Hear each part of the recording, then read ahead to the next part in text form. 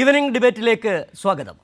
ഒരു രാജ്യം ഒരു തെരഞ്ഞെടുപ്പ് ബില്ല് ലോക്സഭയിൽ അവതരിപ്പിച്ച് കേന്ദ്ര സർക്കാർ. ഒപ്പം തന്നെ ഇന്ന് മറ്റ് നിരവധി വാർത്തകളുടെ ദിനം കൂടിയായിരുന്നു. കുട്ടമ്പുഴയിൽ എൽദോസ് എന്ന ഒരു കുടുംബത്തിൻ്റെ ആശ്രയമായ യുവാവ് കാട്ടാന ആക്രമണത്തിൽ കൊല്ലപ്പെട്ടത്. ഒപ്പം തന്നെ സർവകലാശാലകളെ കാവ്യവൽക്കരിക്കാനുള്ള ആരിഫ് മുഹമ്മദ് ഖാൻ്റെ ശ്രമത്തിനെതിരെ കേരള സർവകലാശാല ആസ്ഥാനത്ത് SFI സംഘടിപ്പിച്ച പ്രതിഷേധം. ഇങ്ങനെ നിരവധി വാർത്തകളാണ് ഇന്ന് ഈവനിംഗ് ഡിബേറ്റിൽ ചർച്ചയ്ക്കെടുക്കുന്നത്. ഈ ഓരോ വാർത്തയുടെയും വിവരങ്ങളുമായി ഞങ്ങളുടെ പ്രതിനിധികൾ ദില്ലിയിൽ നിന്നും അബ്ദുൾ റഷീദും ഒപ്പം തന്നെ തിരുവനന്തപുരത്ത് നിന്ന് ഷീജയും എറണാകുളത്ത് നിന്ന് അർച്ചനയും ചേരുന്നുണ്ട്. ആദ്യം ഒരു രാജ്യം ഒരു തെരഞ്ഞെടുപ്പ് ബില്ല് ലോക്സഭയിൽ അവതരിപ്പിച്ച വാർത്തയിലേക്കാണ്. കേന്ദ്ര സഹമന്ത്രി അർജുൻ റാം മേഘ്വാളാണ് ബില്ല് അവതരിപ്പിച്ചത്. പ്രതിപക്ഷത്തിൻ്റെ ശക്തമായ എതിർപ്പിന് ഇടെയാണ് ബില്ല് അവതരണം നടത്തിയത്. ബില്ല് ഭരണഘടനാ വിരുദ്ധമെന്ന് കോൺഗ്രസ് വ്യക്തമാക്കി. 269 പേർ ബില്ലിനെ അനുകൂലിച്ചു, 148 പേർ ബില്ലിനെ എതിർക്കുകയും ചെയ്തു. വിവരങ്ങളുമായി ഇപ്പോൾ അബ്ദുൾ റഷീദ് ചേരുകയാണ്. അബ്ദുൾ റഷീദ്, ഒരുപക്ഷെ ഇന്നലെ അവതരിപ്പിക്കേണ്ടിയിരുന്ന ബില്ലാണ് ഇന്ന് അവതരിപ്പിച്ചത്. ചില സാങ്കേതിക കാരണങ്ങളുണ്ട് എന്ന് കേന്ദ്ര സർക്കാർ പറഞ്ഞു. പക്ഷേ ഇതിൽ ശക്തമായ പ്രതിഷേധം ഉയർന്നു വരിക തന്നെ ചെയ്യുമെന്ന് കേന്ദ്ര സർക്കാരിന് അറിയാമായിരുന്നു. അതുകൊണ്ട് തന്നെയാണ് ഇത് ബില്ല് അവതരണത്തിന് ശേഷം JPCക്ക് വിടാമെന്ന ഒരു നിലപാട് കൂടി കേന്ദ്ര സർക്കാർ കൈക്കൊള്ളുകയും ചെയ്തത്. ഇവിടെ വലിയ തരത്തിലുള്ള പ്രതിഷേധം ഈ മൂന്നാം മോദി സർക്കാർ അധികാരത്തിലേറിയപ്പോൾ തന്നെ പറഞ്ഞ കാര്യങ്ങളിൽ ഒന്ന് ഈ ബില്ല് അവതരിപ്പിക്കുക തന്നെ ചെയ്യും എന്നുള്ളതാണ്. അതിലൂടെ ലക്ഷ്യമിടുന്നത് എന്ത് എന്നുള്ളത് രാജ്യത്തെ ജനങ്ങൾക്ക് മനസ്സിലാകുകയും ചെയ്യുന്നുണ്ട്. ഒരു നേതാവ്, ഒരു പ്രത്യയശാസ്ത്രം, ഒരു തെരഞ്ഞെടുപ്പ് എന്നർത്ഥത്തിൽ നിയമസഭകളുടെ ആകെ അവകാശങ്ങളെ കവർന്നെടുക്കുന്ന നിലപാടുകൾ നിലവിൽ തന്നെ കേന്ദ്ര സർക്കാർ തുടരുന്നുണ്ട്. കേന്ദ്രങ്ങളുടെ, സംസ്ഥാനങ്ങളുടെ ധന അവകാശം വരെ കവർന്നെടുക്കുന്ന രീതി, അതിന് ചുവട് പിടിച്ചുകൊണ്ടാണ് സംസ്ഥാനങ്ങളെ ആകെ തന്നെ, ഫെഡറൽ സംവിധാനത്തെ ആകെ തകർക്കുക എന്ന ലക്ഷ്യത്തോടു കൂടി പുതിയ ബില്ലുമായി കേന്ദ്ര സർക്കാർ എത്തുകയും ചെയ്തിട്ടുള്ളത്. ഇന്നെന്തൊക്കെയാണ് പാർലമെൻറ്റിൽ നടന്ന കാര്യങ്ങൾ? അബ്ദുൾ റഷീദ്. സൂചിപ്പിച്ചതുപോലെ തന്നെ രാജ്യത്തിൻ്റെ ഫെഡറലിസം തകർക്കുന്ന രീതിയിലുള്ള വലിയ ഒരു ബില്ലുമായാണ് ഇപ്പോൾ കേന്ദ്ര സർക്കാർ മുന്നോട്ട് നീങ്ങിക്കൊണ്ടിരിക്കുന്നത്. നേരത്തെയും ഒരു രാജ്യം ഒരു തെരഞ്ഞെടുപ്പ് ബില്ലുമായി ഞങ്ങൾ മുന്നോട്ട് നീങ്ങുമെന്ന തെരഞ്ഞെടുപ്പിന് മുമ്പും ലോക്സഭാ തെരഞ്ഞെടുപ്പിന് മുമ്പും ഇത്തരത്തിൽ BJP സർക്കാർ വലിയ രീതിയിൽ പ്രവചിച്ചിരുന്നു. ഇതിന് പിന്നാലെയാണ് ഇപ്പോൾ ഈ ബില്ലുമായി ഈ 2 ദിവസത്തിനകം ലോക്സഭ പിരിയാൻ അവസാനിക്കാനിരിക്കുന്ന ഈ 2 ദിവസത്തിനുള്ളിൽ പെട്ടെന്ന് തന്നെ വലിയ രീതിയിൽ ഇത് മുന്നോട്ട് കൊണ്ടുപോകാനുള്ള ഒരു നീക്കവുമായി കേന്ദ്ര സർക്കാർ മുന്നോട്ട് പോകുന്നത്. എന്തായാലും ഒരു രാജ്യം ഒരു തെരഞ്ഞെടുപ്പ് ബില്ല് സഭയിൽ അല്പസമയം മുമ്പാണ് അവതരിപ്പിച്ചത്. ഇതിന് പിന്നാലെ വലിയ രീതിയിൽ പ്രതിഷേധമുണ്ടായിരുന്നു. ഈ ബില്ല് അവതരിപ്പിക്കുന്നതിന് മുമ്പ് തന്നെ കോൺഗ്രസ് അടക്കമുള്ള, സമാജ്വാദി പാർട്ടി അടക്കമുള്ള എല്ലാ പ്രതിപക്ഷ നേതാക്കളും, അതോടൊപ്പം ജോൺ ബ്രിട്ടാസ് MP അടക്കമുള്ള CPIMൻ്റെയും ഇടത് MPമാരൊക്കെ തന്നെയും വലിയ രീതിയിലുള്ള പ്രതിഷേധവുമായി മുന്നോട്ട് വന്നിരുന്നു. ഈ ബില്ല് രാജ്യത്തെ ഫെഡറൽ സംവിധാനത്തെ തകർക്കുന്നതാണ്. അതോടൊപ്പം രാജ്യത്ത് നടക്കുന്ന തെരഞ്ഞെടുപ്പ് പ്രക്രിയകളിൽ വലിയ മാറ്റം വരുത്തും, അതിനെ അട്ടിമറിക്കുന്ന ഒരു പ്രവണതയുണ്ടാകും. ഇതിനെതിരെ വലിയ രീതിയിൽ പ്രതിഷേധം ഉയർത്തുമെന്ന് തന്നെ നേരത്തെയും പ്രതിപക്ഷ MPമാരൊക്കെ തന്നെയും ആരോപിച്ചിരുന്നു. ഇതിന് സമാനമായ രീതിയിൽ തന്നെയാണ് ഇന്നും ലോക്സഭയിൽ അരങ്ങേറിയത്. കാരണം ഈ ബില്ല് അവതരിപ്പിച്ചതിന് ശേഷം വലിയ രീതിയിലുള്ള പ്രതിഷേധവുമായി പ്രതിപക്ഷ MPമാരൊക്കെ തന്നെയും രംഗത്തെത്തി.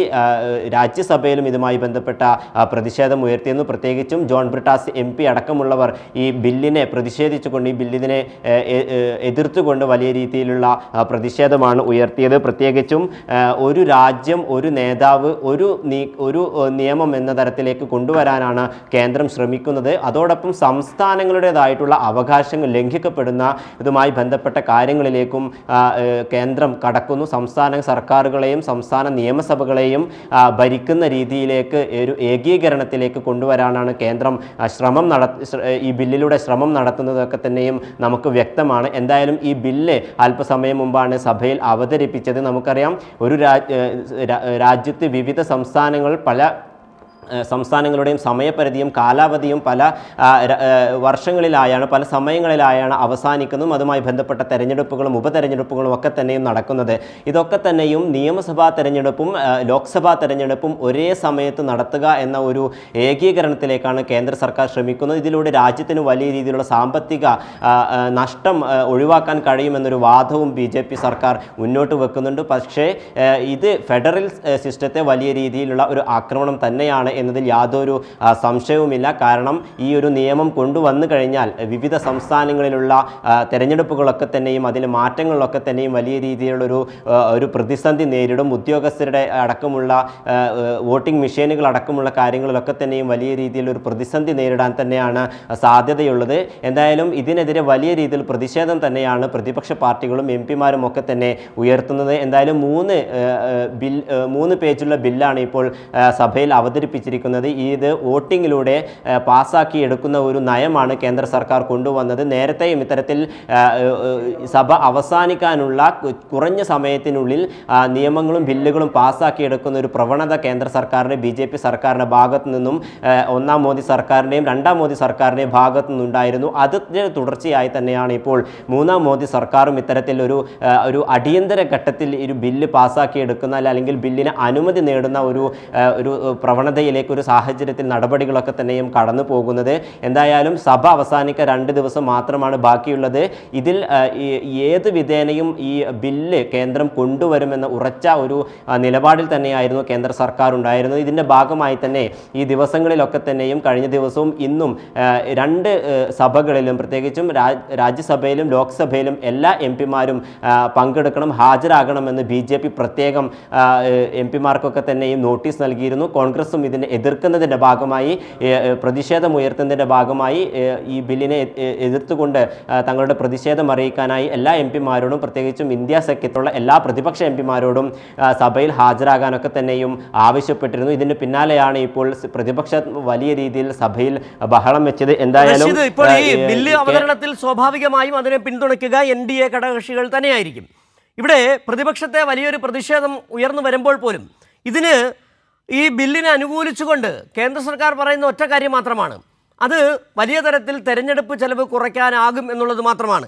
പക്ഷേ അതിൽ ഒളിച്ചു വച്ചിരിക്കുന്നത് ഒരു രാജ്യത്തെ ഏകാധിപത്യ സംവിധാനത്തിലേക്ക് കൊണ്ടുപോവുക, കൃത്യമായും BJPയുടെ ആശയങ്ങൾ നടപ്പിലാക്കുക, സംസ്ഥാന നിയമസഭകളെ നിഷ്പ്രഭമാക്കുക, ഇത്യാദി കാര്യങ്ങളാണ് ഈ ബില്ല് അവതരണത്തിലൂടെ കേന്ദ്ര സർക്കാരിൽ ലക്ഷ്യമിടുകയും ചെയ്യുന്നത്. ഇതിനെ എങ്ങനെയാണ് ഇന്ന് പ്രതിപക്ഷ കക്ഷികൾ സഭയിൽ പ്രതിരോധിച്ചത്? നമുക്കറിയാം, രാവിലെ കോൺഗ്രസ് അടിയന്തര പ്രമേയ നോട്ടീസ് കൊണ്ടുവന്നിരുന്നു.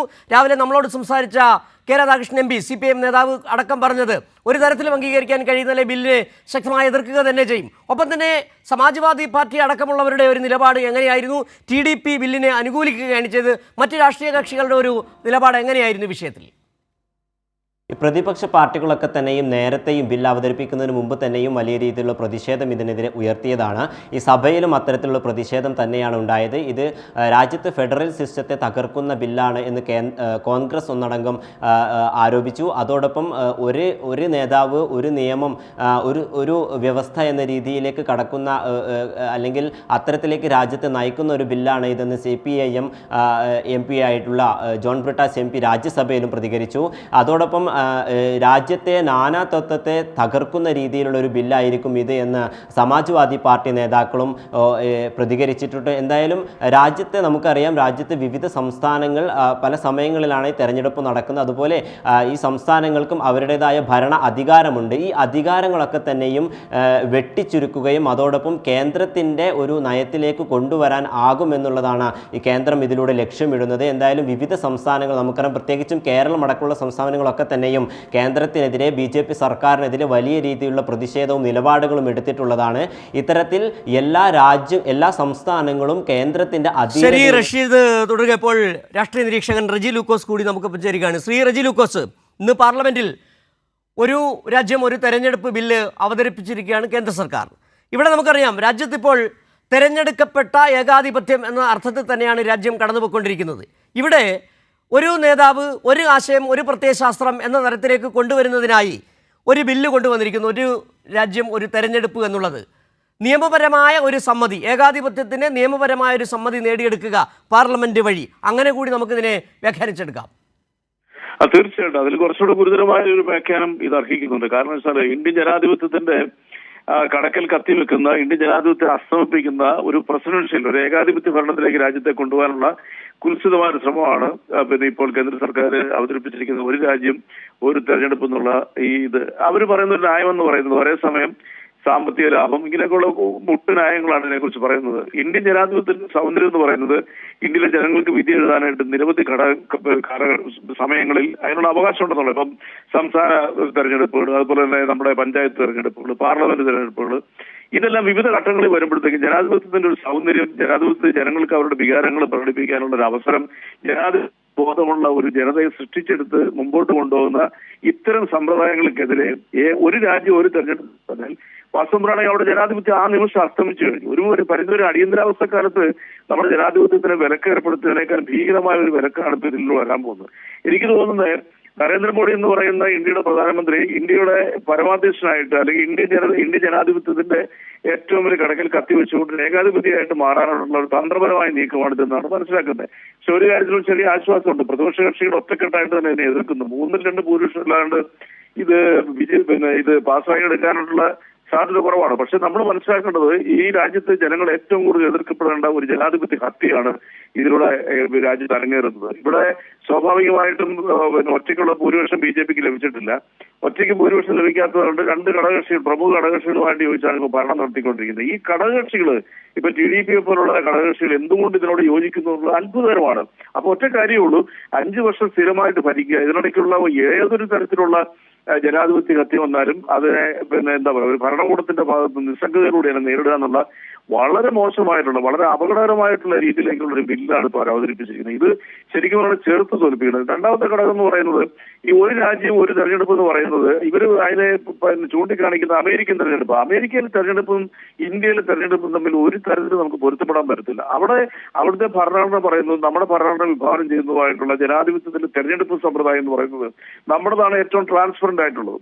നമ്മുടെ ജനാധിപത്യത്തിന്റെ ട്രാൻസ്പെറൻസിയെ നശിപ്പിച്ചുകൊണ്ട് ഒരു ഏകാധിപത്യത്തിലേക്ക്, ഇപ്പൊ തന്നെ ഏകാധിപത്യത്തിന്റെ ചെറിയ ചുവകൾ നമ്മൾ കാണുന്നുണ്ട്. ആ ഒരു ഏകാധിപത്യത്തിന്റെ കയ്യിലേക്ക് ഈ രാജ്യത്തെ ഭരണം മാറ്റിക്കൊടുക്കുന്നതിന് തുല്യമാണ്. ലോകത്തിന്റെ ഏറ്റവും ജനാധിപത്യ രാജ്യം 1ാം സ്ഥാനത്തുള്ളത്, ഏറ്റവും കൂടുതൽ ജനസംഖ്യയുള്ള രാജ്യമായിട്ട് അടുത്ത കാലത്ത് പ്രഖ്യാപിക്കപ്പെട്ട ഇന്ത്യ ലോകത്തിന്റെ മുമ്പിൽ ഏറ്റവും മോശമായ രീതിയിലുള്ള പ്രതിഷേധം ഇന്ത്യൻ ജനാധിപത്യം നേടിയെടുത്ത ഏതാണ്ട് 80 വർഷത്തിനടുത്തുള്ള ജനാധിപത്യത്തെ ഹത്യ ചെയ്യുന്ന, അരിങ്കുര ചെയ്യുന്ന ഒരു ബില്ലാണ് വന്നിരിക്കുന്നത്.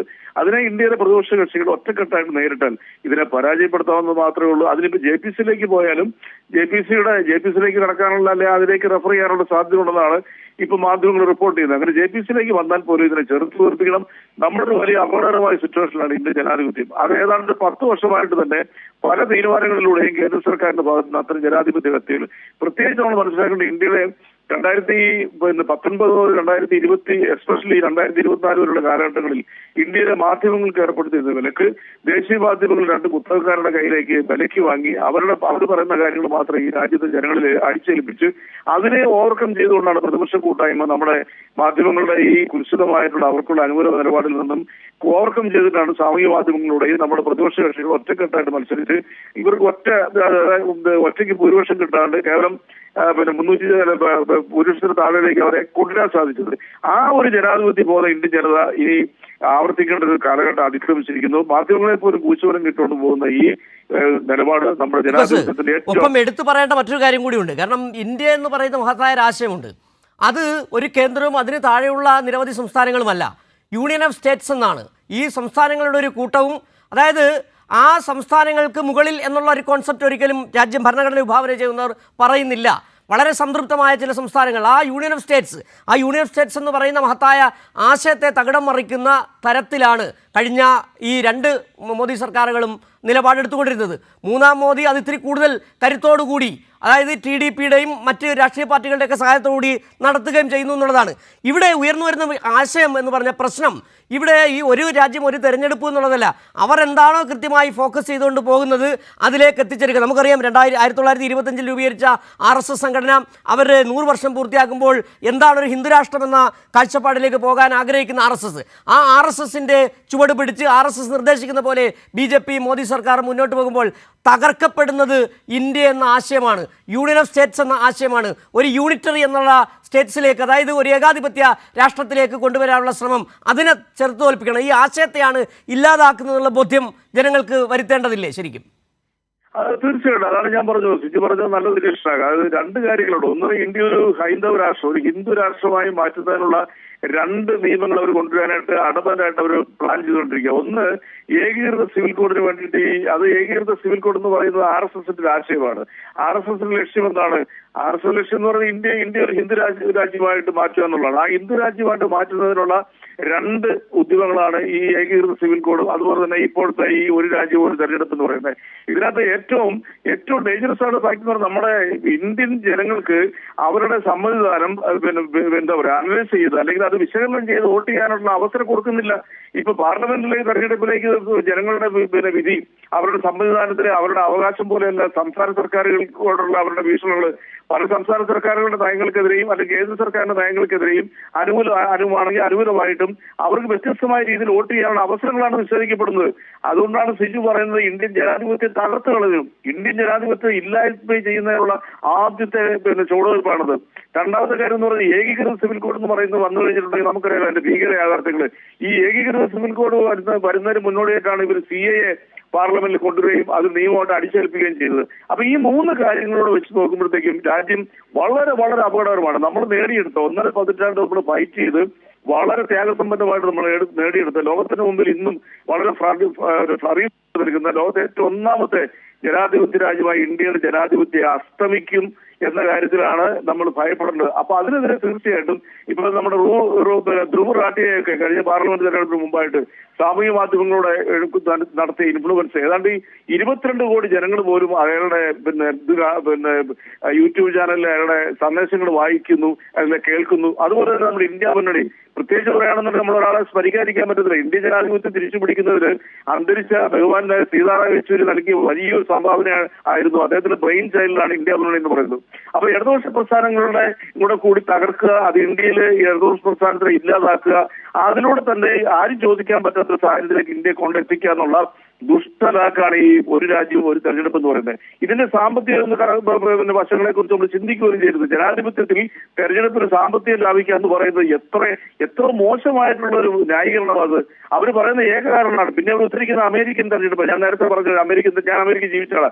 അമേരിക്കൻ പാർലമെന്റിലെ തെരഞ്ഞെടുപ്പ് ഇന്ത്യയിലെ തെരഞ്ഞെടുപ്പ് ഒരു പൂരത്തിൽ അവിടെ 2 കക്ഷികൾ മാത്രമേ ഉള്ളൂ. അവിടെ ഇലക്ട്രൽ വോട്ടിലൂടെയാണ് പ്രസിഡന്റിനെ തെരഞ്ഞെടുക്കുന്നത്. അതിന് സ്വാഭാവികമായിട്ടുള്ള ഒരു പ്രതികരണം മാത്രമേ ഉള്ളൂ. പക്ഷെ ഇന്ത്യ അങ്ങനെയല്ല.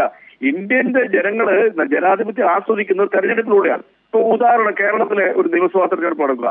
കേരളത്തിലെ നിയമസഭാ തെരഞ്ഞെടുക്കുമ്പോൾ കേരളത്തിലെ ഭരണകക്ഷിയുടെ അല്ലെ പ്രതിപക്ഷത്തിന്റെ നേട്ടങ്ങളെ കോട്ടയം വിശകലനം ചെയ്തുകൊണ്ട് വോട്ട് ചെയ്യാനുള്ള ഒരു അവസരമുണ്ട്. അതുപോലെ പാർലമെന്റ് തെരഞ്ഞെടുപ്പിലാണ്. ഇതിനെ ഒരേ ദിവസം തന്നെ നടത്തി കഴിഞ്ഞാൽ ഒരേ സമയത്ത് നടത്തി കഴിഞ്ഞിട്ടുണ്ടെങ്കിൽ നമ്മുടെ ഡെമോക്രസിക്കും ജനങ്ങൾക്ക് ചിന്തിക്കാനുള്ള അവകാശത്തിനും വിലക്ക് ഏർപ്പെടുത്തുമല്ലേ? സിമ്പിൾ ലോജിക് അല്ലേ? അപ്പൊ അതുകൊണ്ട് നമ്മൾ ഒരു കാര്യം ഉറപ്പായി കഴിഞ്ഞു, രാജ്യവ്യാപകമായി ഇതിനെതിരെ പ്രക്ഷോഭണം നടത്തണം. ഇന്ത്യയിലെ പ്രതിപക്ഷ കക്ഷികൾ ഒറ്റക്കെട്ടായിരിക്കണം. ഇപ്പോഴത്തെ സിറ്റുവേഷനിൽ പ്രതിപക്ഷം ഒറ്റക്കെട്ടാണെന്നാണ് നമ്മൾ ചിന്തിക്കുന്നത്. അങ്ങനെ വന്നു കഴിഞ്ഞിട്ടുണ്ടെങ്കിൽ ഏറ്റവും വലിയ ജനാധിപത്യ ഹത്യക്കെതിരെ BJPയുടെ ജനാധിപത്യ കൊലപാതകത്തിനെതിരെ ഇന്ത്യൻ ജനത ഇന്ത്യയുടെ പ്രതിപക്ഷത്തിന് കിട്ടുന്ന സുവർണാവസരമാണ്. അത് അതേയോട് തന്നെ പാലിക്കുന്നതാണ് നമ്മൾ വിശ്വസിക്കേണ്ടത്. ഇന്ത്യയുടെ മാധ്യമങ്ങളെ എല്ലാം കണ്ണുകെട്ടി ഇന്ത്യയുടെ ജനാധിപത്യത്തിനെ വക്രീകരിച്ചുകൊണ്ട് ജനങ്ങളുടെ മുമ്പിൽ അല്ലെങ്കിൽ ജനങ്ങളുടെ അടുത്ത് അവർ പ്രൊപ്പഗേറ്റ് ചെയ്യാന്നുള്ളത് പൊളിഞ്ഞു എന്ന് 2024 ലോക്സഭാ തെരഞ്ഞെടുപ്പിൽ നമ്മുടെ ഇന്ത്യൻ ജനാധിപത്യം തെളിയിച്ചു കൊടുത്തതാണ്. അത് വീണ്ടും അതിന്റെ ഒരു വലിയൊരു ആവർത്തനമായിട്ട് തന്നെ ജനങ്ങൾ ഒറ്റക്കെട്ടാകണം, മാധ്യമങ്ങൾ അതിന് മുൻകൈ എടുക്കണം, പ്രതിപക്ഷ കക്ഷികളെല്ലാം ഒറ്റക്കെട്ടായിട്ട് മുന്നോട്ട് പോയി കഴിഞ്ഞിട്ടുണ്ടെങ്കിൽ ഇവരുടെ ഈ കുൽസിതമായിട്ടുള്ള ജനാധിപത്യ കൊലപാതകത്തിനെ നമുക്ക് ഓർക്കുകയും ചെയ്യാൻ പറ്റുമെന്നാണ് എൻ്റെ ഒരു ആത്മവിശ്വാസം. ശരി, വളരെ നന്ദി ശ്രീ റെജി ലൂക്കോസ് ഈ ഡിബേറ്റിൽ പ്രതികരിച്ചതിന്. ഏതായാലും പക്ഷേ ഇന്ന് ഈ പാർലമെന്റിൽ രാജ്യസഭയിൽ ഇതുമായി ബന്ധപ്പെട്ട് നടന്ന ചർച്ചയിൽ ജോൺ ബ്രിട്ടാസ് MP വളരെ രൂക്ഷമായ ഭാഷയിൽ തന്നെ ഈ ഇതിനെതിരെ പ്രതികരിക്കുകയും ചെയ്തു. വളരെ കൃത്യമായ മൂർച്ചയേറിയ വാക്കുകൾ കൊണ്ട് അദ്ദേഹം അതിനെ ഈ തെരഞ്ഞെടുപ്പ് ഒരു രാജ്യം ഒറ്റ തെരഞ്ഞെടുപ്പ് എന്ന ആ ആശയത്തെ ഖണ്ഡിക്കാൻ അദ്ദേഹം നടത്തിയ ആ ശ്രമങ്ങൾ വാക്കുകൾ തന്നെ ഇന്ന് രാജ്യസഭാ പ്രസംഗത്തിൽ എടുത്തു പറയേണ്ട ഒരു കാര്യം കൂടിയാണ്. ഒരു നേതാവ് ഒരു രാജ്യം ഒരു ആശയം എന്നതിൻ്റെ മറ്റൊരു വശമാണ് ഒരു രാജ്യം ഒരു തെരഞ്ഞെടുപ്പെന്ന് ജോൺ ബ്രിട്ടാസ് MP രാജ്യസഭയിൽ ചൂണ്ടിക്കാട്ടി. ഇത് രാജ്യത്തിൻ്റെ ഫെഡറലിസം തകർക്കാനുള്ള നീക്കമാണെന്നും അദ്ദേഹം രാജ്യസഭയിൽ പറഞ്ഞു. അദ്ദേഹത്തിന്റെ വാക്ക്. Sir, now they talk about one nation, one election. one nation, one election is the extension of one leader, one country, one ideology. That's extension. You want to finish off the federalism in this country? If you are sincere, please apologize to the House for disagreeing with the Indian Constitution, for calling it a British ploy on India, for saying that you will correct the Constitution. I am asking the treasury benches, if you have courage, come forward and say we were against Indian Constitution. ഇപ്പോൾ നിയമവിദഗ്ധൻ doctor Sebastian Paul കൂടി നമുക്കൊപ്പം ചേരുകയാണ്. Shri Sebastian Paul, ഏറെ കാലമായി ചർച്ച ചെയ്ത് വരികയായിരുന്നു ഈ വിഷയം, ഒരു രാജ്യം ഒരു തെരഞ്ഞെടുപ്പ്. BJP സംഘപരിവാർ സർക്കാർ പറഞ്ഞുകൊണ്ടിരുന്നത് ഇത് തെരഞ്ഞെടുപ്പ് വലിയ രീതിയിൽ, തെരഞ്ഞെടുപ്പ് ചെലവ് വലിയ രീതിയിൽ കുറയ്ക്കാൻ കഴിയുന്ന ഒരു കാര്യമാണെന്നുള്ളത്. പക്ഷേ അതിന് പിന്നിലുള്ള ഗൂഢ ഉദ്ദേശം എന്താണെന്ന് രാജ്യത്തെ ഭൂരിപക്ഷ ജനതയ്ക്കും അറിയുകയും ചെയ്യാം. ഇവർ ഈ ഒരു രാജ്യം ഒരു തെരഞ്ഞെടുപ്പ് എന്ന് കൊണ്ടുവരുന്നത് നിസ്സാരമല്ല. ഇപ്പോൾ നേരത്തെ ജോൺ ബ്രിട്ടാസ് അടക്കം രാജ്യസഭയിൽ ചൂണ്ടിക്കാട്ടിയതുപോലെ ഫെഡറലിസം എന്നുള്ളത് ദഹിക്കാത്ത വാക്കാണ് മോദിക്കും സംഘപരിവാർ സർക്കാരിനും. അങ്ങനെ ഫെഡറലിസത്തെ പടിപടിയായി ഇല്ലാതാക്കിക്കൊണ്ടുവരികയും ഇപ്പോൾ നേരത്തെ തന്നെ നമ്മൾ ആരോപിക്കുന്നത് വലിയ തരത്തിൽ തിരഞ്ഞെടുക്കപ്പെട്ട ഒരു ഏകാധിപത്യം നമ്മുടെ രാജ്യത്ത് നിലനിൽക്കുന്നു.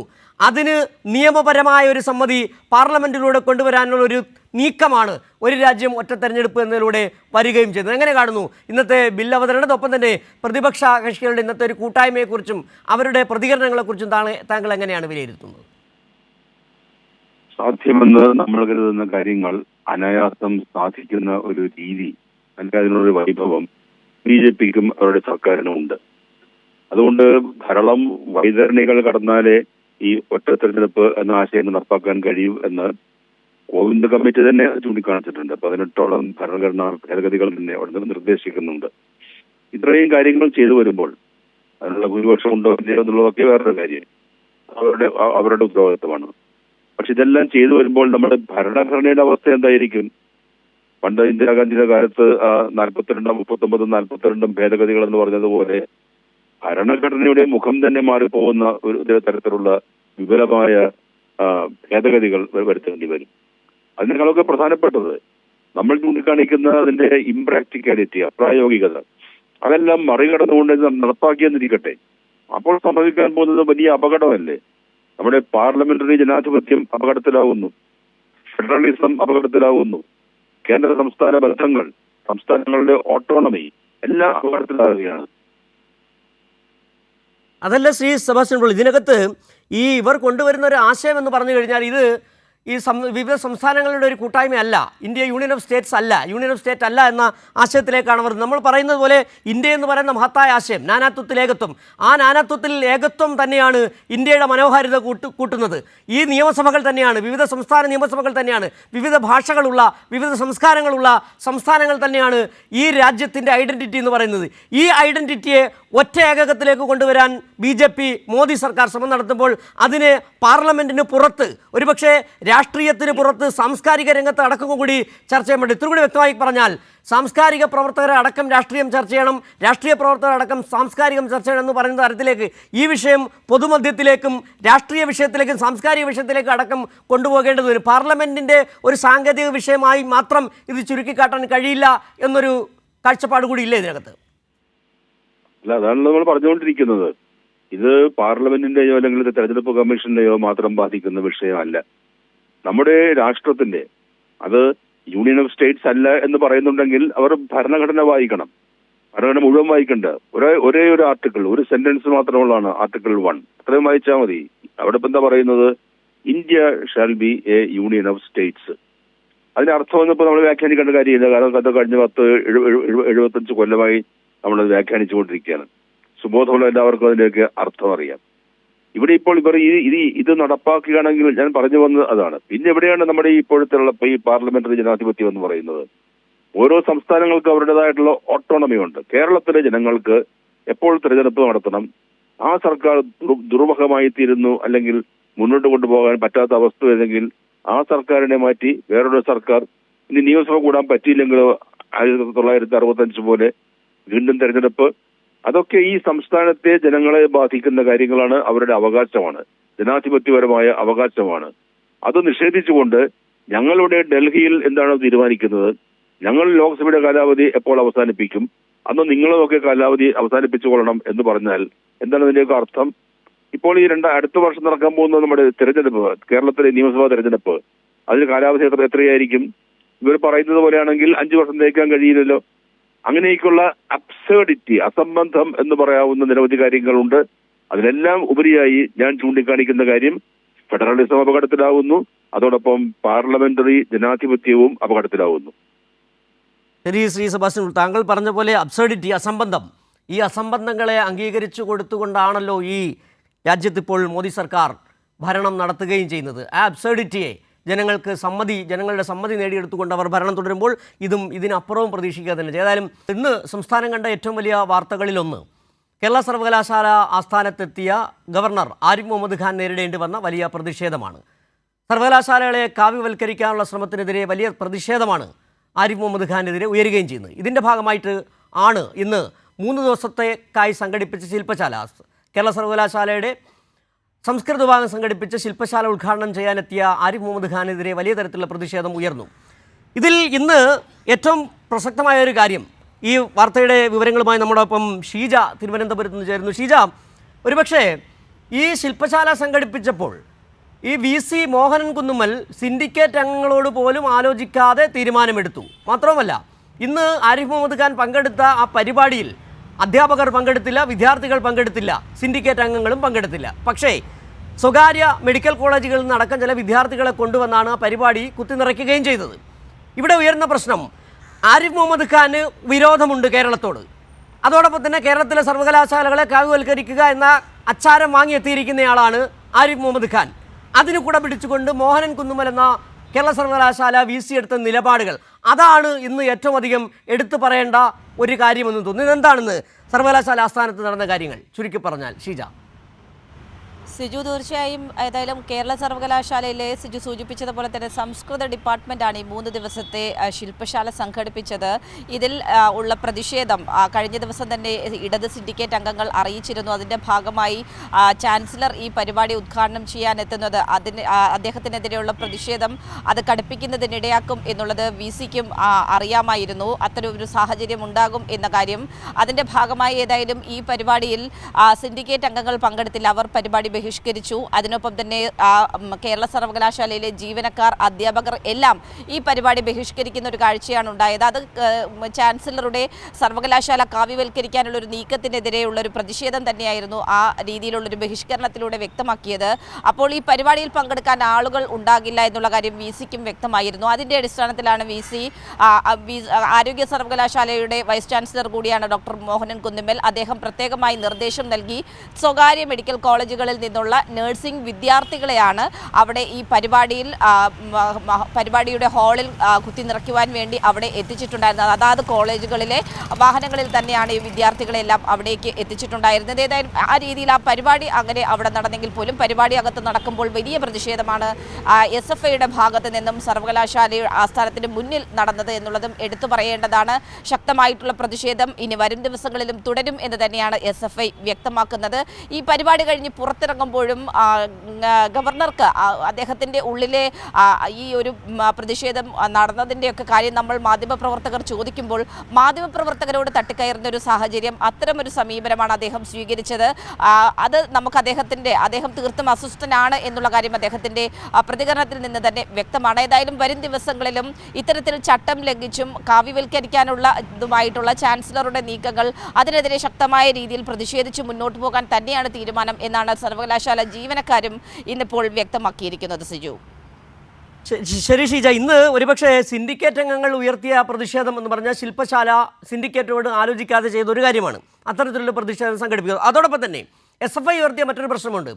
തിരഞ്ഞെടുക്കപ്പെട്ട ഒരു യൂണിയനെ അതിൻ്റെ ചുമതല ഏറ്റെടുക്കാൻ പോലും സമ്മതിക്കാത്ത തരത്തിലേക്ക് ജനാധിപത്യ വിരുദ്ധമായ നിലപാട് മോഹനൻ കുന്നുമ്മൽ കൈക്കൊണ്ടു എന്നുള്ളതാണ്. അതാണ് SFI ഉയർത്തിയ പ്രധാനപ്പെട്ട പ്രശ്നം. ഒരേ തരത്തിൽ തന്നെ ഒന്ന് സർവകലാശാല നിയമങ്ങളെ കാറ്റിൽ പറത്തുന്നു. അതായത് ഈ ആരിഫ് മുഹമ്മദ് ഖാൻ എന്ന് പറയുന്ന ചാൻസലർ കൂടിയായ കേരള ഗവർണറുടെ തിട്ടൂരത്തിനനുസരിച്ച് പെരുമാറിക്കൊണ്ടിരിക്കുന്നു. ഒപ്പം തന്നെ ജനാധിപത്യ മര്യാദകളെ കാറ്റിൽ പറത്തുന്നു. ഒരു സിൻഡിക്കേറ്റിൽ യൂണിവേഴ്സിറ്റിക്കുള്ള സർവകലാശാലകളിലുള്ള സ്ഥാനം എന്തെന്നുള്ളത് ആരും പറഞ്ഞു പഠിപ്പിക്കേണ്ടതില്ല. ഒരേ സമയം തന്നെ അവിടെ സിൻഡിക്കേറ്റിനെ നിഷ്പ്രഭമാക്കുന്നു. തിരഞ്ഞെടുക്കപ്പെട്ട സർവകലാശാല യൂണിയനെ ചുമതലയേറ്റെടുക്കാൻ അനുവദിക്കുന്നില്ല. മറ്റൊരു കാര്യം, ഈ പരിപാടിയിലേക്ക് ഉന്നത വിദ്യാഭ്യാസ മന്ത്രിയെ പോലും ക്ഷണിച്ചില്ല എന്നുള്ളതാണ് ജനാധിപത്യ വിരുദ്ധം. ജനാധിപത്യം എന്ന വാക്ക് ഒരുപക്ഷെ മോഹനൻ കുന്നുമലിന് അപരിചിതമായിരിക്കും. നമുക്കറിയാം ചാൻസലർ കൂടിയായിട്ടുള്ള ഗവർണറുടെ ഏറ്റവും വിശ്വസ്തരിൽ ഒരാളാണ് ഡോക്ടർ മോഹനൻ കുന്നുമ്മൽ എന്ന് പറയുന്നത്. അതുകൊണ്ട് തന്നെയാണ് ആരോഗ്യ സർവകലാശാലയുടെ വൈസ് ചാൻസലർ സ്ഥാനത്ത് ഇരിക്കുമ്പോൾ തന്നെ അദ്ദേഹത്തിന് കേരള സർവകലാശാലയുടെ VCയുടെ ചുമതല കൂടി നൽകിയത് എന്നുള്ളത് ആ സമയത്ത് തന്നെ വലിയ ചർച്ചയായ വിഷയമാണ്. ഒപ്പം തന്നെ ഡോക്ടർ മോഹനൻ കുന്നുമ്മലിൻ്റെ പശ്ചാത്തലവും ആ രീതിയിൽ തന്നെയാണ്. പ്രത്യേകിച്ചും RSSൻ്റെ ഒക്കെ പരിപാടിയിൽ പരസ്യമായി തന്നെ പങ്കെടുക്കുന്ന ഒരു വ്യക്തി കൂടിയാണ് അദ്ദേഹം. ആ രീതിയിൽ അദ്ദേഹം എന്താണോ ചാൻസലർ ആഗ്രഹിക്കുന്നത്, സർവകലാശാലകളുമായി ബന്ധപ്പെട്ട് കാവ്യവൽക്കരണത്തിലുള്ള നീക്കം നടക്കുന്നു എന്ന് പറയുമ്പോൾ അത് പ്രാവർത്തികമാക്കി കൊടുക്കുന്ന വ്യക്തി VC ആണ് എന്ന് പറയുന്നതിൽ ഒരു തരത്തിലുള്ള തർക്കവുമില്ല. സിൻഡിക്കേറ്റിനെ കേവലം സിൻഡിക്കേറ്റ് നിർണായകമായ തീരുമാനം എടുക്കേണ്ടതിൽ സിൻഡിക്കേറ്റിനെ പോലും കേൾക്കാതെ തീരുമാനങ്ങളിലേക്ക് കടക്കുന്നൊരു നടപടിയാണ് VCയുടെ ഭാഗത്ത് നിന്നും ഉണ്ടാകുന്നത്. അതിൻ്റെ ഭാഗമായി തന്നെയാണ് ഇത്തരത്തിലുള്ള വലിയ പ്രതിഷേധം ഇന്നിപ്പോൾ ഈ കേരള സർവകലാശാലയ്ക്കുള്ളിലും പുറത്തുമായി അരങ്ങേറിയത് എന്നുള്ളതിൽ സംശയമില്ല. അത് ഈ ഒരു പരിപാടിയുമായി ബന്ധപ്പെട്ട് മാത്രം പറയുകയാണെങ്കിൽ വകുപ്പ് മന്ത്രിയെ പോലും വിളിക്കാതെ സിൻഡിക്കേറ്റിൻ്റെ അനുമതിയില്ലാതെ നടത്തിയ ഒരു പരിപാടിയാണ്.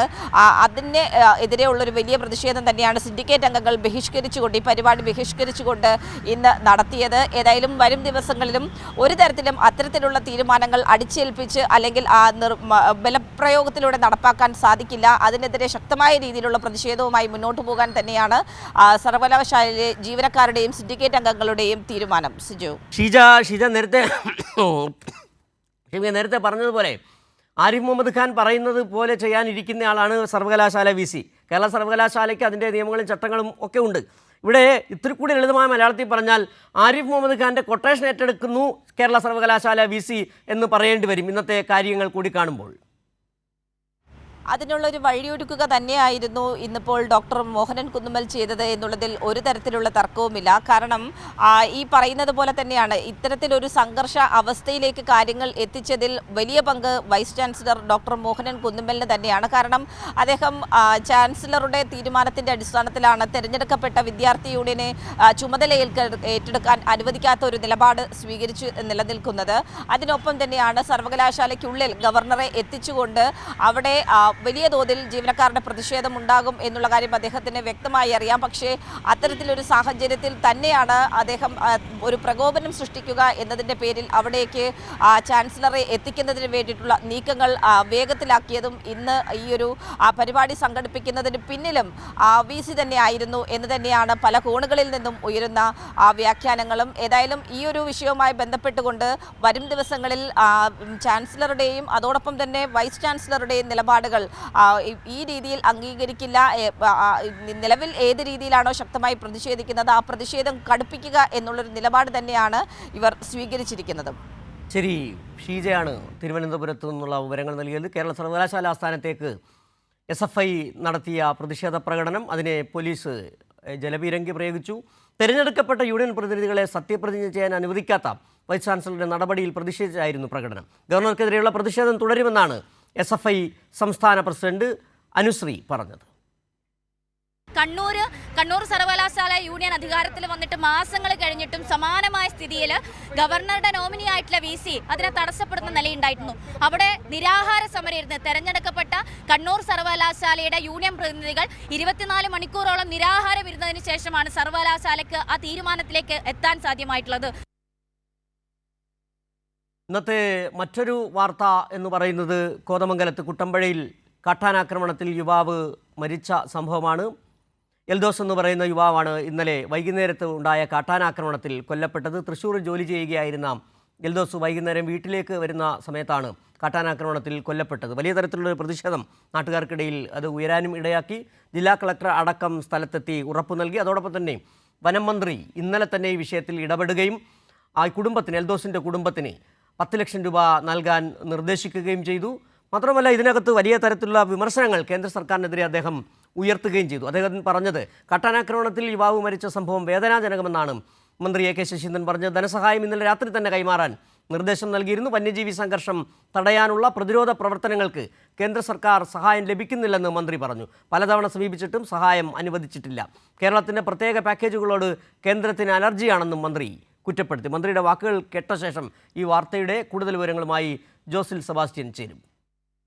ജില്ലാ കളക്ടർ അവിടെ എത്തുകയും ബന്ധപ്പെട്ടവരുമായി കൂടിയാലോചിച്ച് പരിഹാരമാർഗങ്ങൾ നിർദ്ദേശിക്കുകയും അവ നടപ്പിലാക്കാനുള്ള നടപടിക്രമങ്ങൾ പൂർത്തിയാക്കുകയും ചെയ്തതോടുകൂടിയാണ് സംഘർഷത്തിന് അയവ് വന്നിട്ടുള്ളത്. അവർക്ക് കൊടുക്കാനുള്ള സഹായധനം 10 ലക്ഷം 2 ഗഡുക്കളായിട്ടാണ് കൊടുക്കേണ്ടതെങ്കിലും ഒരുമിച്ച് ഇന്ന് തന്നെ കൊടുക്കാനുള്ള നടപടികൾ സ്വീകരിക്കണമെന്ന് നിർദ്ദേശം അങ്ങനെ ചെയ്യാമെന്ന് അവരോട് ഉറപ്പ് നൽകിയിട്ടുണ്ട്. വനം വകുപ്പിലെ ചെറിയ ചെറിയ പ്രവൃത്തികൾ ഏറ്റെടുക്കാൻ കരാറുകാർ തയ്യാറാകുന്നില്ല. അതിന് പ്രധാന കാരണം അവർക്ക് യഥാസമയം അതിൻ്റെ പണം കിട്ടുന്നില്ല എന്നുള്ളതാണ്. കഴിഞ്ഞ 27-ാം തീയതി ഞങ്ങൾ കേന്ദ്ര വനം വകുപ്പ് മന്ത്രിയെ കണ്ടിരുന്നു.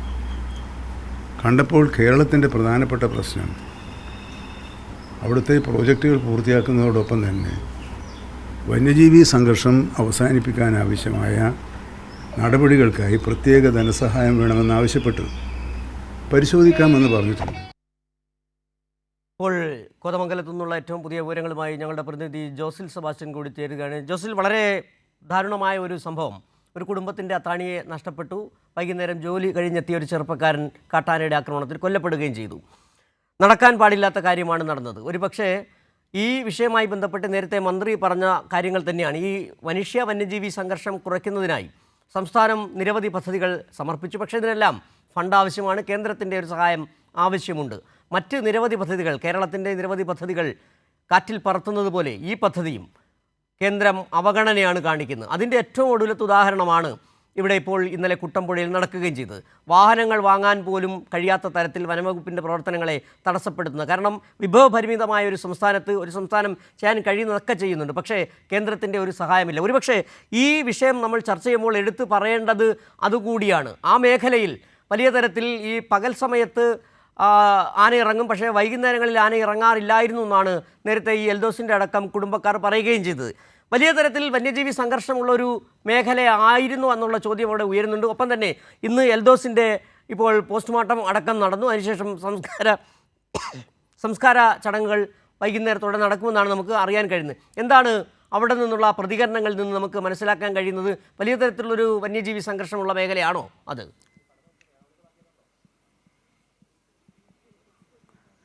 സിജു സൂചിപ്പിച്ചതുപോലെ തന്നെ ഈ വനാതിർത്തി പങ്കിടുന്ന മേഖലകളിലെല്ലാം ഈ വന്യജീവി സംഘർഷം വർദ്ധിച്ചു വരുന്ന ഒരു സാഹചര്യം കേരളത്തിൻ്റെ ഈ വനാതിർത്തി പങ്കിടുന്ന എല്ലാ മേഖലകളിലുള്ള, പ്രത്യേകിച്ച് ഇടുക്കി, എറണാകുളം, പത്തനംതിട്ട അടക്കമുള്ള ജില്ലകളിലെല്ലാം ഇത്തരം പ്രശ്നങ്ങളുണ്ട്. ഇപ്പോൾ ഈ കോതമംഗലത്താണെങ്കിൽ പോലും ഏതാനും ദിവസങ്ങൾക്കുള്ളിൽ തന്നെ 2 മരണമാണ് ഈ കാട്ടാന ആക്രമണത്തിൽ തന്നെ ഉണ്ടായത്. നമുക്കറിയാം, ഒന്ന് ഈ നേരിമംഗലത്ത് സുഹൃത്തിനൊപ്പം ബൈക്കിൽ സഞ്ചരിച്ചുകൊണ്ടിരുന്ന കോതമംഗലം മാർ അത്തനേഷ്യസ് കോളേജിലെ എഞ്ചിനീയറിംഗ് വിദ്യാർത്ഥിയായ ആൻമേരി കൊല്ലപ്പെട്ടിട്ട് ഏതാനും പന ചവിട്ടി ആന മറിച്ചിട്ടാണ് അപ്രതീക്ഷിതമായി റോട്ടിൽ കൂടെ സഞ്ചരിക്കുമ്പോഴാണ് അത്തരത്തിലൊരു അപകടം ഉണ്ടാകുന്നത്. അതിനുശേഷം ഇപ്പോൾ ഏതാനും ദിവസങ്ങൾക്കുള്ളിൽ തന്നെയാണ് ഇത്തരത്തിൽ എൽദോസ് അതിദാരുണമായി കൊല്ലപ്പെടുന്ന. വീട്ടിലേക്ക് എത്താൻ ഏതാനും കിലോമീറ്ററുകൾ മാത്രമുള്ളപ്പോൾ നടന്നു പോയപ്പോഴാണ് ഇത്തരത്തിൽ ആന മൃഗീയമായി വളരെ ക്രൂരമായി ഈ എൽദോസിനെ കൊലപ്പെടുത്തുന്ന ഒരു സാഹചര്യം ഉണ്ടായത്.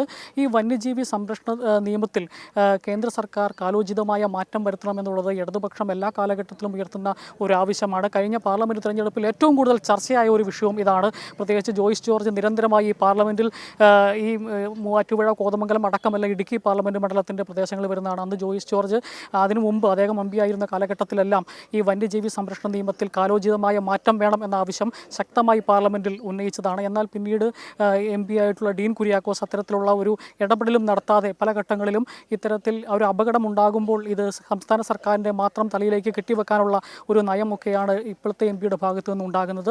എന്നാൽ ഇത് കൃത്യമായി കേന്ദ്ര വന്യജീവി സംരക്ഷണ നിയമങ്ങളിലെല്ലാം കാതലായ കാലോചിതമായ ഒരു മാറ്റം വരുത്തിയാൽ മാത്രമേ ഈ കാര്യത്തിൽ ശാശ്വതമായ പരിഹാരമുണ്ടാക്കാൻ പറ്റൂ എന്നുള്ളത് ഒരു യാഥാർത്ഥ്യമാണ്. ഇപ്പോൾ ഈ വിഷയത്തിലാണെങ്കിൽ പോലും അതുതന്നെയാണ് സൂചിപ്പിക്കുന്നത്.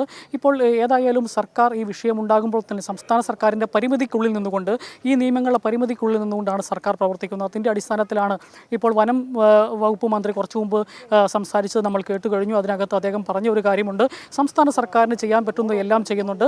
ഇപ്പോൾ കുടുംബത്തിന് 10 ലക്ഷം രൂപ കൊടുത്തിട്ടുണ്ട്. അതുപോലെ തന്നെ ഇവിടെ ട്രെഞ്ചിങ് നടപടികൾ സംസ്ഥാന സർക്കാരിൻ്റെ ഫണ്ട് ഉപയോഗിച്ച് ട്രെൻഡിങ് നടപടികൾ ഇപ്പോൾ തന്നെ അവിടെ ആരംഭിച്ചു കഴിഞ്ഞിട്ടുണ്ട്. അതുപോലെ തന്നെ ഫെൻസിങ് 21-ാം തീയതിയോടെ നടപ്പിലാക്കും. അതുപോലെ തന്നെ അവിടെ വഴിവിളക്കുകൾ സ്ഥാപിക്കുന്നതിന് വേണ്ടി 25-ാം തീയതിക്കുള്ളിൽ അവിടെ വഴിവിളക്ക് സ്ഥാപിക്കാനുള്ള നടപടികൾ സ്വീകരിക്കും. അതുപോലെ തന്നെ ഈ പ്രവർത്തനങ്ങളെല്ലാം ഇപ്പോൾ സർക്കാർ പ്രഖ്യാപിച്ച പ്രവൃത്തികളെല്ലാം നടക്കുന്നുണ്ടോ എന്ന് വിലയിരുത്തുന്നതിന് വേണ്ടി അവലോകന യോഗം മന്ത്രി അടക്കം പങ്കെടുത്തു, കളക്ടർ അടക്കം പങ്കെടുത്തുകൊണ്ട് 27-ാം തീയതി അവലോകന യോഗം അടക്കം നടക്കും എന്നുള്ള കാര്യം പറഞ്ഞിട്ടുണ്ട്. അങ്ങനെ അതുപോലെ തന്നെ ഇവിടെ RRT ടീമിനെ ശക്തിപ്പെടുത്തുന്നതിന് വേണ്ടി അവർക്ക് വാഹനം അനുവദിക്കുന്നതിന് വേണ്ടി ആന്റണി ജോൺ MLA, ഇവിടുത്തെ കോതമംഗലം MLA ആന്റണി ജോണിൻ്റെ ഫണ്ടിൽ നിന്ന് ഈ RRT ടീമിന് വാഹനം വാങ്ങുന്നതിനടക്കമുള്ള ഫണ്ട് കൊടുക്കുവാനെല്ലാം തീരുമാനിച്ചിട്ടുണ്ട്. ഏതായാലും സംസ്ഥാന സർക്കാർ ഈ വനം വന്യജീവി സംരക്ഷണ നിയമത്തിലെ പരിമിതികൾക്കുള്ളിൽ നിന്നുകൊണ്ട് ഇത്തരം പ്രശ്നങ്ങൾ പരിഹരിക്കുന്നതിന് വേണ്ടിയുള്ള ശ്രമമാണ് നടത്തിക്കൊണ്ടിരിക്കുന്നത്. സിജു. ജോസിൽ, ഇപ്പോൾ നിലവിൽ നേരത്തെ ജോസിൽ ചൂണ്ടിക്കാട്ടിയതുപോലെ ഇടുക്കി അടക്കമുള്ള പ്രദേശങ്ങളിൽ, അതായത് വന്യജീവി സംഘർഷമുള്ള മേഖലകളിൽ സംസ്ഥാന സർക്കാർ എടുക്കാൻ കഴിയുന്ന എല്ലാ നടപടികളും കൃത്യമായി എടുക്കുന്നുണ്ട്. പക്ഷേ ഇതൊരു സംസ്ഥാനത്തിന് മാത്രം ചെയ്യാൻ കഴിയുന്ന കാര്യമല്ല. അതിന് കൃത്യമായും മാത്രമല്ല, കേന്ദ്ര സർക്കാരിന് തന്നെ ഇത്തരം വന്യജീവി സംഘർഷം ലഘൂകരിക്കുന്നതിന് ആവശ്യമായ പദ്ധതികളുണ്ട്, ഫണ്ടുണ്ട്. പക്ഷേ ഇതൊന്നും കേരളത്തിന് മാത്രം ലഭ്യമാകുന്നില്ല എന്നുള്ളതാണ് ഏറ്റവും ദുഃഖകരമായ കാര്യം. കാരണം ആ വൈരം, ആ കേരളത്തോടുള്ള ശത്രുത അങ്ങനെ തന്നെ ഈ വിഷയത്തിലും തുടരുകയാണ്. അതവിടെ നിൽക്കട്ടെ. ഇപ്പോൾ ഇനിയിപ്പോൾ നമുക്കറിയാൻ കഴിയുന്ന ഒരു കാര്യം, ഈ കാര്യത്തിൽ വളരെ പെട്ടെന്ന് തന്നെ സംസ്ഥാന സർക്കാർ ഇടപെട്ടു. എൽദോസിൻ്റെ കുടുംബത്തിന് 10 ലക്ഷം രൂപ സഹായം പ്രഖ്യാപിക്കുകയും ചെയ്തു. മാത്രമല്ല, ഇന്നലെ ജില്ലാ കളക്ടർ അടക്കമെത്തി നാട്ടുകാർക്ക് ചില ഉറപ്പുകൾ നൽകുകയും ചെയ്തു. വനം മന്ത്രി ഇന്ന് മാധ്യമപ്രവർത്തകരെ സംബന്ധിച്ച് വിശദീകരിക്കുകയും ചെയ്തു. എന്താണ് ഇന്ന് വനം മന്ത്രി നാട്ടുകാരോടായി പറഞ്ഞത്? എന്ത് ഉറപ്പുകളാണ് നൽകിയത്?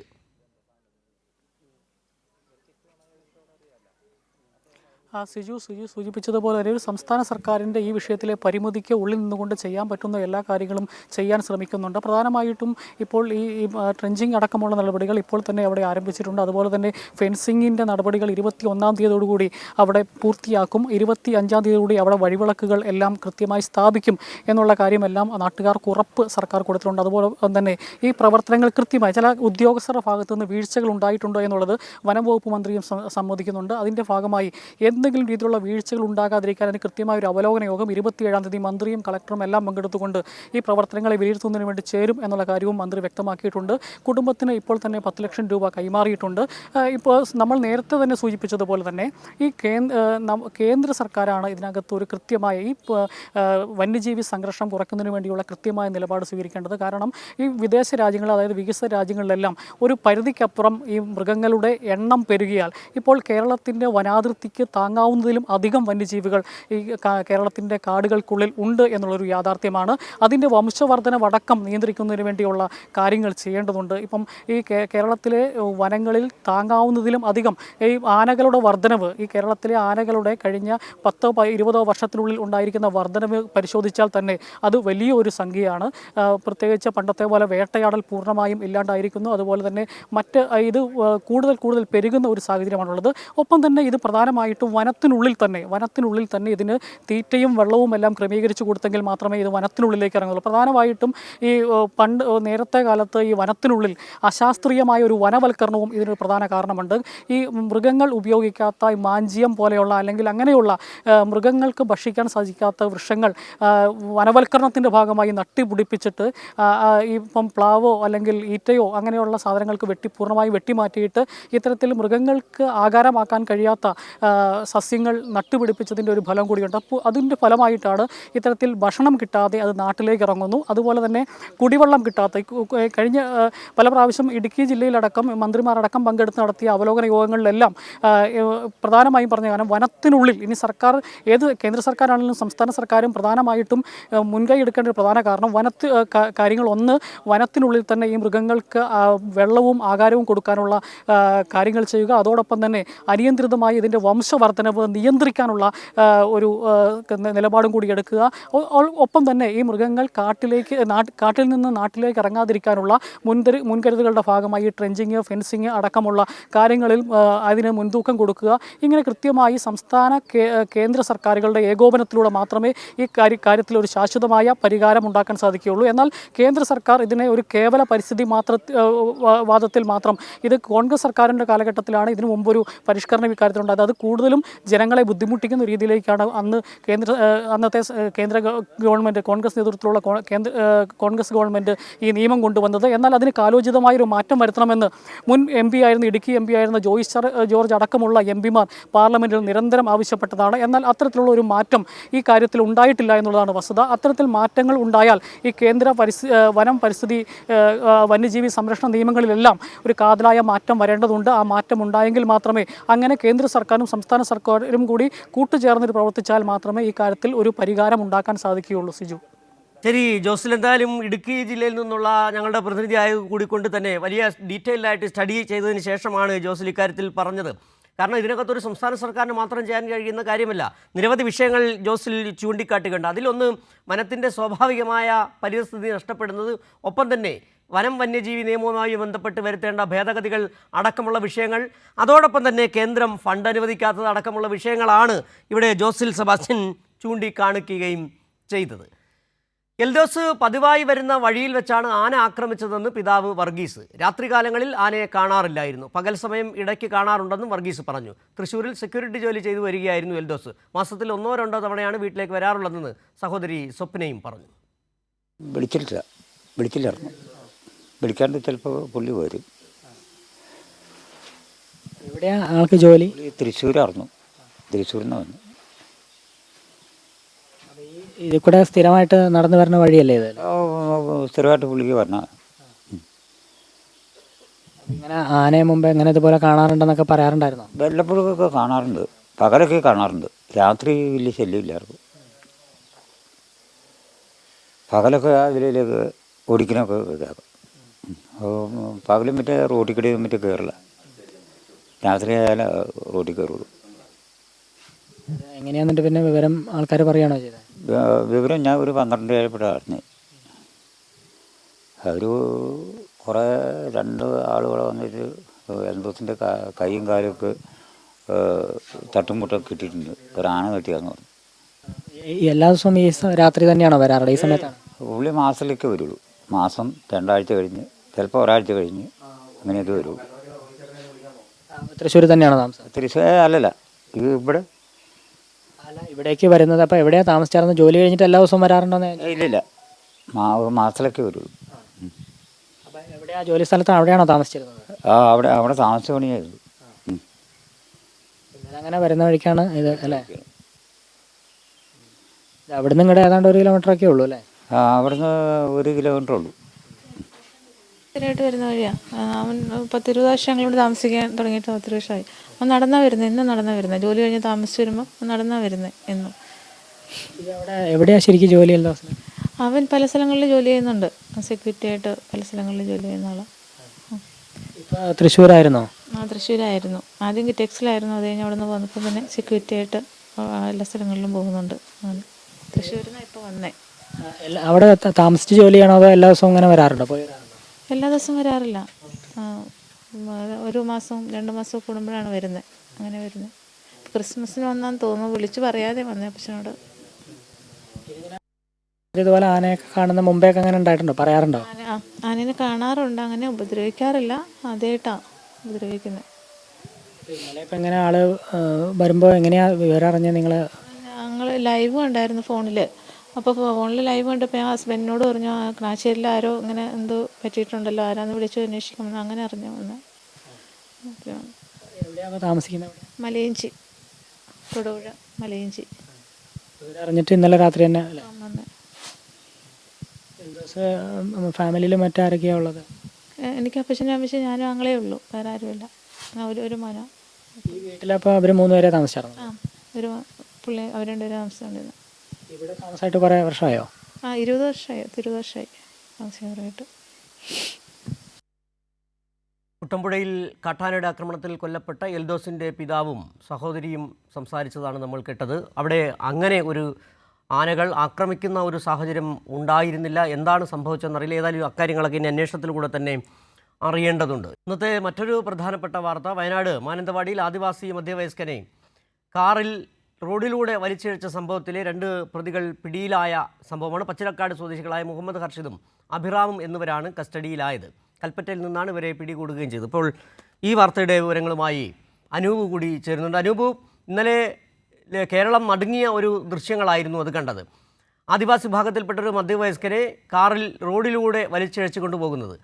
4 പേർ ആ കാറിലുണ്ടായിരുന്നു എന്നാണ് മനസ്സിലാക്കാൻ കഴിഞ്ഞത്. ഇന്നലെ തന്നെ ഇവർ ആരൊക്കെയാണെന്നുള്ളത് പോലീസ് തിരിച്ചറിയുകയും ചെയ്തു. പക്ഷേ ഫോൺ ഓഫ് ചെയ്തതിനെ തുടർന്ന് ഇവരെ പിടികൂടാൻ കഴിഞ്ഞില്ല. ഇന്ന് 2 പേരെ പിടികൂടി, 2 പേരെ കൂടി പിടികൂടാനുണ്ട്. അതോടൊപ്പം തന്നെ സർക്കാർ ഇക്കാര്യത്തിലെടുത്ത നിലപാട് ഒരു തരത്തിലും വിട്ടുവീഴ്ചയില്ലാത്ത അന്വേഷണവും നടപടികളിലേക്കും പോകുമെന്നാണ് സംസ്ഥാന സർക്കാർ, മുഖ്യമന്ത്രി, ഒപ്പം തന്നെ മന്ത്രി ഒ ആർ കേളു അടക്കം വ്യക്തമാക്കുകയും ചെയ്തിട്ടുള്ളത്. എന്താണ് ഇതുമായി ബന്ധപ്പെട്ട അന്വേഷണം ഇപ്പോൾ എങ്ങനെയാണ് നടക്കുന്നത്? മറ്റ് 2 പേരെ പിടികൂടുന്നതിലേക്ക് കാര്യങ്ങൾ എത്തിച്ചേരുന്നുണ്ടോ? ഈ സംഭവം നടക്കുമ്പോൾ കാറിൽ ഉണ്ടായിരുന്നവരാണ് പിടിയിലായ ഹർഷിദും അഭിരാമും. കൂടൽക്കടവിൽ സംഘർഷമുണ്ടായപ്പോൾ നാട്ടുകാരെ ആക്രമിച്ചവരിലും ഇവരുണ്ടായിരുന്നു എന്നാണ് പോലീസ് പറയുന്നത്. ഇന്നലെ മുതൽ പോലീസ് ഇവർക്കായി വ്യാപകമായ തെരച്ചിൽ നടത്തി വരികയായിരുന്നു. എന്നാൽ ഇന്നലെ രാത്രി നടത്തിയ പരിശോധനയിൽ ഒന്നും തന്നെ ഇവരെ കുറിച്ചുള്ള വിവരങ്ങൾ ലഭിച്ചിരുന്നില്ല. ഇവരുടെ ഫോണുകൾ സ്വിച്ച് ഓഫ് ആയിരുന്നു. അതോടൊപ്പം ഇവർ ജില്ലയിൽ നിന്ന് കടന്നു എന്ന ഒരു വിവരവും കൂടി ഉണ്ടായിരുന്നു. ഏതായാലും ആ വിധത്തിൽ ജില്ലയിൽ നിന്ന് പുറത്തുപോയ 2 പേരെ തന്നെയാണ് ഇപ്പോൾ പിടികൂടിയത് പോലീസ് എന്നാണ് നമുക്ക് ലഭിക്കാനുള്ളത്. ഇവരെ എന്നാൽ കസ്റ്റഡിയിൽ എടുത്തിരിക്കുന്നത് കൽപ്പറ്റയിൽ നിന്നാണ്. അപ്പോൾ കീഴടങ്ങാനോ മറ്റോ ഇവിടേക്ക് തിരിച്ചു വരുന്ന ഒരു സന്ദർഭത്തിലോ മറ്റോ ആയിരിക്കാം ഇവരെ പിടികൂടിയിരുന്നത് എന്നാണ് പറയുന്നത്. പോലീസ് ഔദ്യോഗികമായി ഇക്കാര്യത്തിൽ വിശദീകരണം നൽകിയിട്ടില്ല. ഏതായാലും ഇവർ ജില്ല വിട്ട് പോയിട്ടില്ല എന്ന് പറയുന്നു. അങ്ങനെയെങ്കിൽ പിടികൂടാനുള്ള 2 പേരാണ് ജില്ലയ്ക്ക് പുറത്തുള്ളതെന്നാണ് പോലീസിന്റെ നിഗമനം. ഏതായാലും അവർക്ക് വേണ്ടിയുള്ള ഒരു പരിശോധനകളും പോലീസ് ഇപ്പോൾ നടത്തുകയാണ്. ഇന്ന് രാവിലെയോടുകൂടി തന്നെ ഈ പിടികൂടിയ ഹർഷിദിനെ കുറിച്ചും അഭിരാമിനെ കുറിച്ചും കൃത്യമായ വിവരങ്ങൾ പോലീസിന് ലഭിച്ചിരുന്നു. അതിന്റെ അടിസ്ഥാനത്തിലാണ് പോലീസ് വിവിധ സ്ഥലങ്ങളിൽ ഇന്ന് പരിശോധന നടത്തിയത്. ഇനി പിടികൂടാനുള്ളത് പനമരം സ്വദേശികളായ വിഷ്ണു, നബീൽ എന്നിവരെയാണ്. ഇവർക്കുള്ള അന്വേഷണം തുടരുകയാണ്. നേരത്തെ പറഞ്ഞ പോലെ ഇവർ ഇപ്പോഴും ഒളിവിലാണ്. ഇവരുടെ ഫോണുകൾ ഇപ്പോൾ ഇന്നലെ തന്നെ സ്വിച്ച് ഓഫ് ആയിരുന്നു. അത് ഇപ്പോഴും ആ വിധത്തിൽ തന്നെ തുടരുകയാണ്. ഇവരുടെ ബന്ധുവീടുകളിലും മറ്റുമാണ് പോലീസ് പ്രാഥമികമായ അന്വേഷണം നടത്തിയത്. അതോടൊപ്പം സുഹൃത്തുക്കളുടെയും പോകാൻ ഇടയുള്ള അല്ലെങ്കിൽ ഒളിക്കാൻ ഇടയുള്ള സ്ഥലങ്ങളിലും മറ്റുമാണ് പോലീസ് പരിശോധന നടത്തി വരുന്നത്. ഏതായാലും ഈ സംഭവത്തിൽ 2 പേരെ പോലീസിന് പിടികൂടാനായിരിക്കുന്നു. ഈ പരിക്കേറ്റ് ആശുപത്രിയിൽ കഴിയുന്ന മാതിനെ ഇന്ന് മന്ത്രി ഒ ആർ കേളു സന്ദർശിച്ചിരുന്നു. ആ ഘട്ടത്തിൽ അദ്ദേഹം പറഞ്ഞിരുന്നു ഈ മാതിന് ആവശ്യമായ വിദഗ്ധ ചികിത്സ ഉൾപ്പെടെ നൽകുന്നതിനും അതോടൊപ്പം ഈ സംഭവത്തിൽ കർശന നടപടികൾ സ്വീകരിക്കാൻ ജില്ലാ പോലീസ് മേധാവിക്ക് നിർദ്ദേശം നൽകിയത് ഉൾപ്പെടെ അദ്ദേഹം പരാമർശിച്ചിരുന്നു. മാതന്റെ ഒരു ആരോഗ്യസ്ഥിതി എങ്ങനെയുണ്ട്? ഈ 2 കാലും ഇന്നലെ ഈ വലിച്ചിഴച്ചതിനെ തുടർന്ന് വലിയ തരത്തിലുള്ള പരിക്ക് പറ്റിയിട്ടുണ്ടായിരുന്നല്ലോ മാതന്. അതിന്റെ പരിക്ക് ആ വിധത്തിൽ സാരമുള്ളതാണ്. വിദഗ്ധ ചികിത്സ ആവശ്യമെങ്കിൽ ചികിത്സ നൽകാനുള്ള ഒരു നിർദ്ദേശം നൽകിയിട്ടുണ്ട്. അടിസ്ഥാനത്തിൽ കൂടുതൽ വിദഗ്ധ ചികിത്സ ആവശ്യമെങ്കിൽ അവിടെ നിന്ന് മാറ്റി മറ്റേതെങ്കിലും വിദഗ്ധ ആശുപത്രികളിലേക്ക് മാറ്റേണ്ടതുണ്ടെങ്കിൽ അങ്ങനെ ആ വിധത്തിൽ ഉള്ള സൗകര്യങ്ങൾ ഏർപ്പെടുത്താൻ മന്ത്രിതല നിർദ്ദേശം നൽകിയിട്ടുണ്ട്. ഏതായാലും ആ വിധത്തിലുള്ള സാഹചര്യം ഇപ്പോഴില്ല. മാനന്തവാടി മെഡിക്കൽ കോളേജിൽ ആ വിധത്തിലുള്ള ചികിത്സകളെല്ലാം ലഭ്യമാണ്. അതുകൊണ്ട് തന്നെ അതിന് ഇവിടെ തന്നെ ചികിത്സയിൽ തുടരുകയാണ്. കൈകാലുകൾക്കും തലയ്ക്കും മറ്റുമാണ് മാതിന് പരിക്കേറ്റത്. അത് പ്രധാനമായി നിലത്തുകൂടെ വലിച്ചു കൊണ്ടുപോയതിനെ തുടർന്നാണ് ആ പരിക്കുകൾ പറ്റിയത്. കാലിലും അതോടൊപ്പം തന്നെ ശരീരത്തിന്റെ പിൻഭാഗത്തും ഉൾപ്പെടെ ഇദ്ദേഹത്തിന് പരിക്കുകളുണ്ട്. ശരി, അനൂപാണ് ഇത് സംബന്ധിച്ച വാർത്തയുടെ ഏറ്റവും പുതിയ വിവരങ്ങൾ നൽകിയത്. ആദിവാസി വിഭാഗത്തിൽപ്പെട്ട മധ്യവയസ്കൻ മാതനെ കാറിൽ വലിച്ചിഴച്ച സംഭവത്തിൽ 2 പേർ പിടിയിലായിട്ടുണ്ട്. 2 പേരെ കൂടി പിടിയിലാകാനുണ്ട്. ഏതായാലും ഈവനിംഗ് ഡിബേറ്റിൻ്റെ സമയം ഇവിടെ അവസാനിക്കുകയാണ്. ഏറ്റവും പുതിയ ഒരു വാർത്ത കൂടി വരുന്നുണ്ട്. കോഴിക്കോട് മെഡിക്കൽ കോളേജിലെ ലക്ഷ്മി രാധാകൃഷ്ണൻ എന്ന നഴ്സിംഗ് വിദ്യാർത്ഥിനിയെ മരിച്ച നിലയിൽ കണ്ടെത്തിയിരിക്കുന്നു. താമസ സ്ഥലത്ത് കുളിമുറിയിൽ തൂങ്ങി മരിച്ച നിലയിലാണ് കാണപ്പെട്ടത്. അതോടൊപ്പം തന്നെ എൽദോസിൻ്റെ കാട്ടാനാക്രമണത്തിൽ കൊല്ലപ്പെട്ട എൽദോസിൻ്റെ സംസ്കാര ചടങ്ങുകൾ ചേലാട് കുറുമുറ്റം സെമിത്തേരിയിൽ നടക്കുകയാണ്. ഈവനിംഗ് ഡിബേറ്റ് ഇവിടെ പൂർണ്ണമാകുന്നു.